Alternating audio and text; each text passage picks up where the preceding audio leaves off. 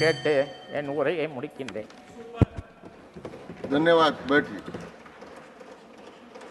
श्री राघव चड्ढा जी. Sir आमतौर पे देखा जाता है 20 मिनट्स. सर आमतौर पे देखा जाता है कि जब भी वित्तीय बजट देश में प्रस्तुत किया जाता है तो देश के कुछ वर्ग उस बजट से खुश होते हैं और कुछ वर्ग उस बजट से निराश होते हैं। लेकिन इस बार सरकार ने वो अचीव कर लिया जिसे अचीव करना संभव ही नहीं था। इस सरकार ने इस बजट से लगभग देश के हर वर्ग को निराश किया। They have managed to displease all sections of our society. In fact sir, Bharatiya Janata party के अपने समर्थक भी, अपने वोटर भी इस बजट से बेहद निराश हैं।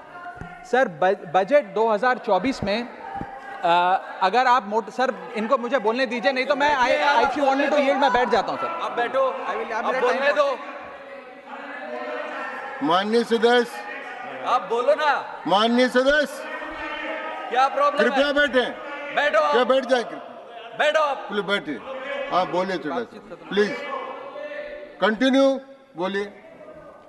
सर पिछले 10 सालों में टैक्स लगा कर सरकार ने एक देश के आम आदमी का खून चूस लिया। अब आप मानिए, आप 10 रुपए कमाते हैं, उसमें से 3-3.5 रुपए आप इनकम टैक्स के माध्यम से दे देते हैं, 2 रुपए 2.5 रुपए जीएसटी आपका चूस लेता है, 1.5-2 रुपए आपका कैपिटल गेन टैक्स लगता है, सेस सरचार्जेस 1-1.5 रुपए के लग जाते हैं, तो मात्र 10 रुपए में से 7-8 रुपए तो सरकार के खजाने में चला जाता है। तो आम इंसान को मिलता क्या है, आम आदमी को मिलता क्या है? और सरकार जो हमसे इतना टैक्स लेती है उसके बदले में सरकार हमें देती क्या है? कौन सी ऐसी अंतर्राष्ट्रीय सेवाएं, world class health care, education, transport सुविधाएं सरकार बदले में देशवासियों को देती है? मैं ये भी पूछना चाहता हूं। इसीलिए आज मुझे ये कहने में बिल्कुल भी गुरेज नहीं है that sir we in India today pay taxes like England to get services like Somalia. Sir आज सर मैं अपने इस भाषण को सर 2 भाग में बांटूंगा। पहले भाग में मैं सर सरकार की इतनी दुर्दशा 2024 के चुनावों में क्यों हुई और आज की आर्थिक स्थिति क्या है उस पर बात करूंगा, और दूसरे भाग में कुछ सुझाव भी सरकार को दूंगा। सर पहले 2019 में भारतीय जनता पार्टी की 303 सीटें थी।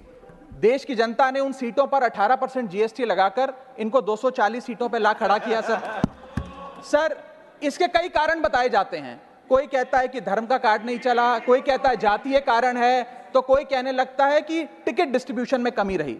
सर ये सब ऊपरी कारण है। मैं 3 कारण बताता हूं जिस वजह से भारतीय जनता पार्टी की ये दुर्दशा हुई। पहला कारण है इकोनॉमी, दूसरा कारण है इकोनॉमी, और तीसरा कारण भी है इकोनॉमी। सुनिए प्लीज, ये सर मैं बैठ जाता हूं। ये राष्ट्रपति के अभिभाषण पर चर्चा नहीं है, ये आम बजट पर चर्चा है। माननीय राघव चड्ढा जी, आपस में बात नहीं करें। माननीय राघव चड्ढा जी, ये राष्ट्रपति के अभिभाषण पर चर्चा नहीं है, ये आम बजट पर चर्चा। बोलिए सर, बजट पे आप बोलो। आप बजट पर बोलिए, आम बजट। सर अगर आपने मेरी पूरी बात सुनी होती तो शायद इतनी आपत्ति इन लोगों को ना होती। सर मैं यही कहना चाह रहा हूं कि कई कारण बताए जाते हैं चुनावी हार के, लेकिन मेरे मुताबिक 3 महत्वपूर्ण कारण है। पहला कारण इकोनॉमी, दूसरा कारण इकोनॉमी, और तीसरा कारण भी इकोनॉमी। मैं इकोनॉमी की बात कर रहा हूं, चुनावों की बात नहीं कर रहा। सर पहला कारण, सर मैं बैठ जाता हूं सर, इनको चिल्लाने दीजिए, मैं बैठ जाता हूं सर। माननीय सदस्य बैठिए।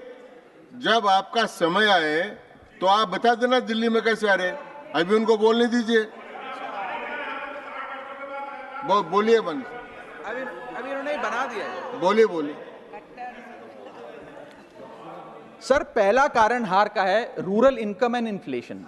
सर भारत की 60% से ज्यादा आबादी सर गांव में बसती है, लेकिन आज सर सर ये ठीक नहीं है सर। इनकी तबीयत खराब है, इनके पेट में क्यों दर्द हो रहा है? इनकी तबीयत खराब है, क्या दिक्कत है? इनके पेट में दर्द हो रहा है, इनकी तबीयत खराब है क्या सर? आज आप बैठिए, बैठ जाए। माननीय सदस्य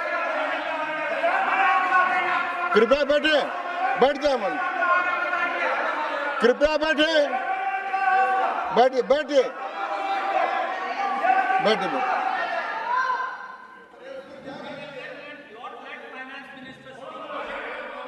आप माननीय सदस्य डिस्टर्ब मत करें, इनको बोलने दें। आपको बोलने का अवसर मिलेगा, अब इनको बोलने दें। हाँ सर मैंने 2.5 मिनट बोला, उसमें 5 बार इन्होंने इंटरप्ट किया है। मैं अपना समय सूद समेत इनसे वसूलूंगा सर। सर मैं आगे चलता हूं। सर इस देश में ये सर पहला मेरा कारण था ब्याज की आदत ठीक नहीं है sir, rural income and inflation. Sir आज rising rural inflation, rural unemployment, low crop yield, income inequality, farmer debt, high input cost, low income, no MSP और क्रॉप लॉसेस के चलते ये आलम है सर कि रूरल इनकम ग्रोथ वित्तीय वर्ष 23-24 में डेकेडल लो पे है, डेकेडल लो पे। और सर इसी के साथ साथ किसानों की आय दुगना करने का वादा था, स्वामीनाथन कमीशन के अनुसार एमएसपी देने का वादा था, वो वादे जब पूरे नहीं हुए तो आलम यह है सर कि पिछले 25 महीने लगातार रियल रूरल वेजेस डिक्लाइन पर हैं लगातार। और इसके साथ साथ यूपीए के दौरान, कांग्रेस पार्टी की सरकार के दौरान फार्म वेजेस में 8.5% का इजाफा देखा गया था। एनडीए 1 के दौरान 3% और एनडीए 2 के दौरान -0.6% का इजाफा देखा गया, यानी कि रूरल वेजेस गिरती जा रही हैं। सर मैं ऐसे साधारण भाषा में समझाता हूं सर 2014 में एक दिहाड़ी मजदूर एक दिन की अपनी दिहाड़ी से 3 केजी अरहर की दाल खरीद सकता था सर आज वही दिहाड़ी मजदूर वर्ष 2024 में एक दिन की दिहाड़ी से 1.5 केजी अरहर दाल खरीद पा रहा है, यानी कि महंगाई भी बढ़ रही है और उसकी आमदनी भी घट रही है। इसका नतीजा क्या हुआ सर? इसका नतीजा यह हुआ कि इनका वोट शेयर घटा, रूरल एरियाज में 5% भाजपा का वोट शेयर घटा, इनके खुद के यूनियन एग्रीकल्चरल मिनिस्टर चुनाव हार गए और 398 रूरल सीट्स में से 2019 में इनको 236 मिली थी, आज 398 सीट्स में से इस बार मात्र 165 सीटें मिली हैं, यानी कि रूरल इंडिया में इनको नकार दिया गया है सर दूसरा मेरा जो आज देश में आर्थिक स्थिति है जिसके कारण इनकी भी ये चुनावों में दशा हुई, उसका है फूड इन्फ्लेशन। सर थाली का बजट बिगड़ गया सर, आटा हो, दूध हो, चावल हो, दही हो, हर वस्तु पे महंगाई का आलम है, जीएसटी का आलम है और लगातार इस देश में फूड इन्फ्लेशन बढ़ता जा रहा है। 9 से 9.5% के लगभग आसपास फूड इन्फ्लेशन मंडरा रही है सर इस देश में। और मैं पूछना चाहता हूं सरकार से कि वो कमोडिटीज जिसमें हम सेल्फ सफिशिएंट थे, वो कमोडिटीज जिसमें हम एक्सपोर्ट किया करते थे, उसमें कैसे महंगाई घुस गई? और अगर वो कमोडिटीज भी महंगी हो गई हैं तो उसका फायदा किसान को क्यों नहीं मिलता? वो सारा पैसा जा कहां रहा है? ये एक बड़ा महत्वपूर्ण सवाल है सर। आटा 2014 में 21 रुपए प्रति केजी बिका करता था, आज 42 रुपए प्रति केजी हो गया है। दूध 30 रुपए प्रति लीटर के आसपास बिका करता था वर्ष 2014 में, आज 2024 में 70 रुपए प्रति लीटर बिकता है सर। देसी घी 2014 में 300 रुपए प्रति केजी पे बिका करता था, आज 2024 में 675 रुपए प्रति केजी बिकता है। अरहर की दाल 80 रुपए प्रति केजी बिका करती थी 2014 में, आज 230 रुपए प्रति केजी बिक रही है। और न जाने कितनी वस्तुओं के दाम आसमान छू रहे हैं सर। और अगर यही रफ्तार रही महंगाई की तो जितनी रफ्तार से 303 से 240 पर आए हैं, उससे तेज रफ्तार से 240 से 120 पर आएंगे सर ये लोग। Sir third reason is unemployment, यानी कि बेरोजगारी। सर इनफॉर्मल सेक्टर हो या फॉर्मल सेक्टर हो, अनऑर्गेनाइज सेक्टर हो या ऑर्गेनाइज सेक्टर हो, हर जगह अनएम्प्लॉयमेंट है। और सीएमआई की रिपोर्ट यह बताती है कि अनएम्प्लॉयमेंट दर ऑर्गेनाइज सेक्टर की इस देश में 9.2% है। अनऑर्गेनाइज सेक्टर की तो बात ही भूल जाइए, ऑर्गेनाइज सेक्टर की अनएम्प्लॉयमेंट दर 9.2% है। और हम लोग अपने देश के ह्यूमन रिसोर्सेज को किस कागार पे लाकर खड़ा कर दिया है उसका आलम देखिए सर। उत्तर प्रदेश सरकार के सचिवालय में पीएन की पोस्ट के लिए 368 नौकरियां निकली, 23 लाख लोगों ने उसके लिए आवेदन पत्र दिए। इंडियन रेलवेज के ग्रुप डी एम्प्लॉइज में 63,000 पोस्ट निकली, उसके लिए 2.5 करोड़ लोगों ने आवेदन पत्र दिए। 2.5 करोड़ ऑस्ट्रेलिया की आबादी से भी ज्यादा है sir 9,900 constable post Bihar police निकालती है, उसके लिए 11 लाख आवेदन पत्र आते हैं। और सर सारी चीजें छोड़िए, महाराष्ट्र सचिवालय के कैंटीन में 12 वेटरों को भर्ती करने के लिए जब आवेदन पत्र मांगे गए तो 7,000 लोगों ने आवेदन पत्र दिए, जिसमें कई पोस्ट ग्रेजुएट्स और ग्रेजुएट्स भी शामिल थे। सर ये बेरोजगारी का आलम है। चौथा, की सेक्टर स्टैग्नेशन। जितने की सेक्टर्स हैं इस देश में, कंस्ट्रक्शन हो, ट्रेड हो, जो एम्प्लॉयमेंट क्रिएट करते, उसमें एक स्टैग्नेशन आता जा रहा है और इंडस्ट्री का इन्वेस्टमेंट जिसे कहते हैं ग्रॉस फिक्स्ड कैपिटल फॉर्मेशन, वो लगातार घटती जा रही है। और मुझे बताते हुए दुख है कि न्यू प्राइवेट इन्वेस्टमेंट वित्तीय वर्ष 24-25 के पहले क्वार्टर में 25 ईयर लो पर आ खड़ी है, यानी कि निवेश नहीं कर रही है इंडस्ट्री आज भारत देश की। सर, पांचवा कारण है गिरती हुई पर कैपिटा इनकम, यानी कि प्रति व्यक्ति आय। देश के 12 राज्यों में लगातार पर कैपिटा इनकम घटी, उन 12 में से 9 राज्यों में भारतीय जनता पार्टी का वोट शेयर भी घटा। छठा कारण, decline in financial savings and rising debt burden on the Indian household, यानी कि एक औसतन भारतीय परिवार का कर्ज बढ़ता जा रहा है और उसकी सेविंग्स घटती जा रही हैं। फाइनेंशियली हम लोग फ्रेजाइल होते जा रहे हैं और ये रिजर्व बैंक ऑफ इंडिया के गवर्नर ने खुद कहा कि सेविंग्स बैंक अकाउंट खातों में से सेविंग्स गायब होती नजर आ रही हैं। हमारा net financial savings to GDP ratio वो घट रहा है, हाउस होल्ड सेविंग्स वो घट रही हैं और लगातार सेविंग्स में डिक्लाइन देखा गया। और मैं सिर्फ बुराई नहीं करना चाहता, मैं सुझाव भी देना चाहता हूं। मैं आने वाले अपने भाषण के भाग में 8-10 महत्वपूर्ण सुझाव भी सरकार के लिए लाया हूं। देश हित में, देश की अर्थव्यवस्था के हित में सुझाव देना चाहता हूं। पहला सुझाव, index minimum wages with inflation, यानी कि न्यूनतम मजदूरी आय को बढ़ती महंगाई के साथ जोड़िए। Ma'am, inflation erodes purchasing power. Inflation वो महंगाई वो दीमक है जो आपकी परचेजिंग पावर, आपकी संपत्ति को खा जाती है। इसीलिए आज मैं कहना चाहता हूं कि जैसे बेल्जियम जैसे देशों ने ऑटोमेटिक इंडेक्सेशन ऑफ वेजेस लागू किया है, उसी प्रकार हमारे देश में भी मिनिमम वेजेस की ऑटोमेटिक इंडेक्सेशन होनी चाहिए। और यहां मैं बताना चाहूंगा कि मेरे नेता अरविंद केजरीवाल जी ने, हमारी आम आदमी पार्टी की सरकार ने देश में सबसे ज्यादा मिनिमम वेजेस दिल्ली में देने का काम किया।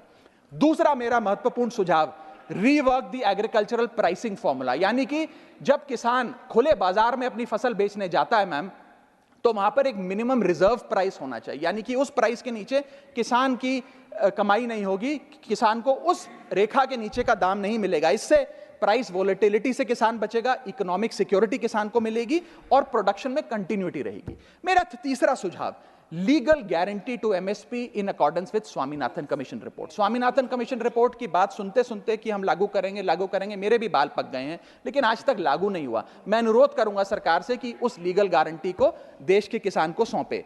चौथा और बहुत महत्वपूर्ण, हाथ जोड़कर विनती करना चाहूंगा, restore indexation on long term capital gain. Ma'am, पूरे दुनिया में इन्वेस्टर्स को इन्वेस्टमेंट्स करने के लिए, प्रमोट करने के लिए इंसेंटिवाइज किया जाता है। इस देश में इंडेक्सेशन हटाकर हम इन्वेस्टर क्लास को डिसइंसेंटिवाइज कर रहे हैं इन्वेस्ट करने के लिए। इंडेक्सेशन हटाना टैक्स लगाना नहीं है, इन्वेस्टर्स को पीनलाइज करने जैसा है। मैडम, मैं बताना चाहता हूं, inflation ravages the value of money. पैसे को खा जाता है इन्फ्लेशन, इसीलिए हम कॉस्ट ऑफ एक्विजिशन को इंडेक्स कर कैपिटल गेन टैक्स की कैलकुलेशन करते हैं। और जो लोग खुश हैं आज कि कैपिटल गेन टैक्स को 20% से घटाकर 12.5 कर दिया है, उनके लिए मैं एक उदाहरण लाया हूं। इस उदाहरण के माध्यम से हम समझ जाएंगे कि कैसे इंडेक्सेशन हटाना इस देश के इन्वेस्टर को एक बहुत बड़ी उसकी जेब पे डाका डालने जैसा है। मैडम, फर्ज करिए कि 2001 में आपने 1 करोड़ रुपए का एक मकान खरीदा। वो मकान की दर 6% के हिसाब से बढ़ती गई उसकी वैल्यू, और आज वो मकान जो 1 करोड़ का आपने 2001 में खरीदा था, वो आज 4 करोड़ 17 लाख रुपए का हो गया। अब 2 सिनेरियो हैं, एक इंडेक्सेशन का सिनेरियो जिसमें आप बेचें उस पर टैक्स लगे, और एक नया सिनेरियो जिसमें आप उसे बेचेंगे तो नई रेट के अकॉर्डिंग उस पर टैक्स लगेगा। मैं पहले पुराने सिस्टम के हिसाब से, इंडेक्सेशन वाले सिस्टम के हिसाब से उस पर कितना टैक्स लगेगा वो आपको बताना चाहता हूं। आज वो मकान जो आपने वर्ष 2001 में 1 करोड़ का खरीदा था, वो आप 4 करोड़ 17 लाख रुपए का बेचती हैं, तो आपकी सेल प्राइस 4 करोड़ 17 लाख, लेकिन आपकी purchase price, inflation adjusted indexed purchase price 1 crore नहीं, लगभग 3 करोड़ 60 लाख के आसपास आती है। यानी कि आपका sale price minus purchase price, जो प्रॉफिट ऑन सेल है, वो 54 लाख रुपए होता है। उस 54 लाख रुपए पर 20% के अकॉर्डिंग आप पे टैक्स लगता है, यानी कि इंडेक्सेशन वाले फॉर्मूले से आपको कुल टैक्स 10,80,000 रुपए देना पड़ता है। मैं राउंड ऑफ करके 11 लाख रुपए कहता हूं। लेकिन जो नई व्यवस्था है जिसमें इंडेक्सेशन आपसे छीन लिया गया है, उसमें sale price 4 crore 17 lakh, cost price 1 crore, मुनाफा 3 करोड़ 17 लाख, उस पर 12.5% टैक्स, यानी कि टैक्स कुल मिलाकर आपका बनता है 39,62,000। यानी कि नई व्यवस्था में वही 1 करोड़ का मकान अगर आप बेचेंगे आज 4 करोड़ 17 लाख का, तो आपको लगभग 40 लाख रुपए टैक्स देना पड़ेगा, और पुरानी व्यवस्था में आपको मात्र 11 लाख रुपए टैक्स देना पड़ेगा। यानी कि 40 माइनस 11 लगभग 29 लाख रुपए का एडिशनल टैक्स आपको देना पड़ेगा मात्र 1 करोड़ रुपए के प्लॉट की सेल पर। यह है इंडेक्सेशन का खेल। इसीलिए indexation long term capital investments के लिए अति आवश्यक है। मैं सरकार से अनुरोध करूंगा कि उसे ना हटाएं, और आज मैं इस सदन में भविष्यवाणी करता हूं, अगर आपने इंडेक्सेशन वापस लागू नहीं किया तो 3 चीजें होने जा रही हैं इस देश में। पहला, रियल एस्टेट में इन्वेस्टमेंट गिरने वाली है और लोग अपना ड्रीम होम कभी नहीं खरीद पाएंगे। दूसरा, अंडर वैल्यूएशन होगी प्रॉपर्टी डील्स की, सब लोग सर्कल रेट पे प्रॉपर्टी खरीदेंगे बेचेंगे, कोई असल कीमत नहीं बताएगा। और थर्ड थिंग जो इस देश में होने जा रही है, रियल एस्टेट सेक्टर में भारी तादाद में ब्लैक मनी आने जा रहा है अगर आपने ये इंडेक्सेशन का फैसला वापस नहीं लिया। मेरा 5वां सुझाव सरकार को, फाइनेंशियल सेविंग्स को इंसेंटिवाइज करिए। डेट में, इक्विटी में, म्यूचुअल फंड्स में, बैंक डिपॉजिट्स में फाइनेंशियल इन्वेस्टमेंट्स, और खास करके जो 24 से 36 महीने से अधिक लोग अपनी इन्वेस्टमेंट रखते हैं उन्हें इंसेंटिवाइज करिए, टैक्स मत करिए, पेनलाइज मत करिए। और मैं कहूंगा आने वाले समय में आपको लॉन्ग टर्म कैपिटल गेन पे टैक्स अबॉलिश करने के लिए भी सोचना चाहिए, ना कि उसे सिर्फ कम करना चाहिए। छठा मेरा सुझाव, review, revise and simplify GST. GST जिसे गहरा संकट टैक्स या गब्बर सिंह टैक्स के नाम से आज देशवासी जानते हैं, रोटी हो, कपड़ा हो, मकान हो, हर चीज पे जीएसटी लगा लगाकर हमने इस देश के इन्फ्लेशन पर भी जीएसटी लगा दिया, सारी चीजें महंगी हो गई। मेरा सुझाव है सरकार से कि इस जीएसटी के पूरे फ्रेमवर्क को कॉम्प्रिहेंसिवली स्टडी कर रिवाइज करिए। एक्सपोर्ट ओरिएंटेड सेक्टर्स में जीएसटी कम करिए ताकि हम ग्लोबली कंपेटिटिव बन सकें। एसएमई सेक्टर जो नौकरियां देता है, छोटे उद्योग हैं, उसमें जीएसटी कम करिए। और एसेंशियल कमोडिटीज, दूध, दही, चावल, रोटी, चावल, आटा, उस पर कम से कम जीएसटी विड्रॉ करिए। मेरा 7वां मेरा सुझाव, give more to states. India is a union of states. States की जेब में थोड़ा पैसा डालिए। कोलिशन पॉलिटिक्स के कंपल्शन हम समझते हैं कि आपको बिहार को, आंध्र प्रदेश को ज्यादा पैसा देना था, लेकिन उन राज्यों ने जिन्होंने आपको भरपूर वोट दिया, गुजरात ने, दिल्ली ने, मध्य प्रदेश ने, उड़ीसा ने, झारखंड ने, छत्तीसगढ़ ने, जिन लोगों ने अपने राज्यों की लगभग सारी सीटें आपकी झोली में डाल दी, उनसे क्या गलती हुई? उन राज्यों को आपने दिया एक एक झुंझुना और बाकी 2 राज्यों को पे सब कुछ लौटा दिया। तो ये डिस्क्रिमिनेटरी फेडरलिज्म नहीं होना चाहिए, कोऑपरेटिव फेडरलिज्म होना चाहिए। ये गुहार में लगाना चाहूंगा। और इस सरकार को एक बुरी आदत है सेस और सरचार्ज लगाकर पैसा वसूलने की। सेस और सरचार्ज वो टैक्स है सरकार का जिसे उन्हें राज्यों के साथ बांटना नहीं पड़ता, वो डिविजिबल पूल में नहीं जाता। इसीलिए सरकार सेस और सरचार्ज लगा लगाकर आम आदमी से पैसा वसूलती है। मैडम, अगर केंद्र सरकार 100 रुपए कमाती है तो उसमें से 18 रुपए सेस और सरचार्ज के जरिए कमाती है, यानी कि मात्र 82 रुपए, 100 में से 18 हटा दीजिए, 82 रुपए डिविजिबल पूल में जाता है जो राज्यों में बांटा जाता है। 18 रुपए सीधा सरकार की जेब में जाता है। मैं अनुरोध करूंगा कि सेस और सरचार्ज की या तो इस प्रथा को बंद करें या वो भी डिविजिबल पूल में डालकर स्टेट्स के साथ बांटे। मेरा 8वां सुझाव, जीएसटी कॉम्पनसेशन जो राज्यों के लिए बंद कर दिया गया है उसे कम से कम 5 साल और दीजिए। कई ऐसे राज्य हैं, तमिलनाडु है, महाराष्ट्र है, पंजाब है, गुजरात है, जिनकी अर्थव्यवस्था आज जीएसटी कॉम्पनसेशन के पैरों पे खड़ी हुई है, जो आज हमारे बजट का 10 से 15% हिस्सा इनकम का जीएसटी कॉम्पनसेशन से आता है। मैं अनुरोध करना चाहूंगा सरकार से कि कम से कम 5 साल और जीएसटी कॉम्पनसेशन देकर इन राज्य सरकारों की मदद की जाए। और अंत में बस मैं यही अपनी बात बोलकर खत्म करूंगा मैडम, कि इस बजट ने टैक्स बढ़ा बढ़ाकर इस देश के आम आदमी के खून चूसने का काम किया। मैं अनुरोध करूंगा कि डायरेक्ट टैक्स हो या इनडायरेक्ट टैक्स हो, इस पूरी व्यवस्था पे एक बार फिर से गौर फरमाया जाए। जो मैंने शुरुआत में कहा था उसे दोहराऊंगा, हम 10 रुपए अगर कमाते हैं तो उस पे 3-3.5 रुपए इनकम टैक्स लगता है, उस पे 2 से 2.5 रुपए जीएसटी खा जाता है, 1.5 रुपए का कैपिटल गेन टैक्स लगता है, आधे पैसे का सरचार्ज और सेस लगता है, यानी कि 10 रुपए में से 6 से 7 रुपए सरकार की जेब में चले जाते हैं। यानी कि अगर आप साल में 10 रुपए कमा रहे हैं तो 7 से 8 महीने की जो आपकी कमाई है वो सरकार ले जाती है, मात्र 3-4 महीने की कमाई आपकी जेब में आती है, और उस पर भी अन्य प्रकार के टैक्स लगते हैं।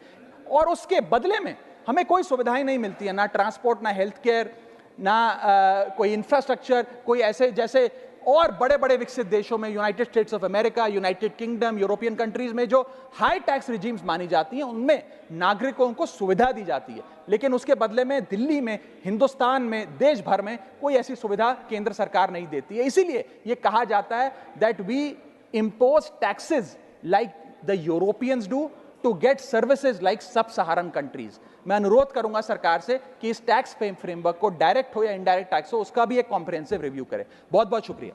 धन्यवाद। माननीय सब्सक्राइब करें, बेल आइकन जरूर दबाइए।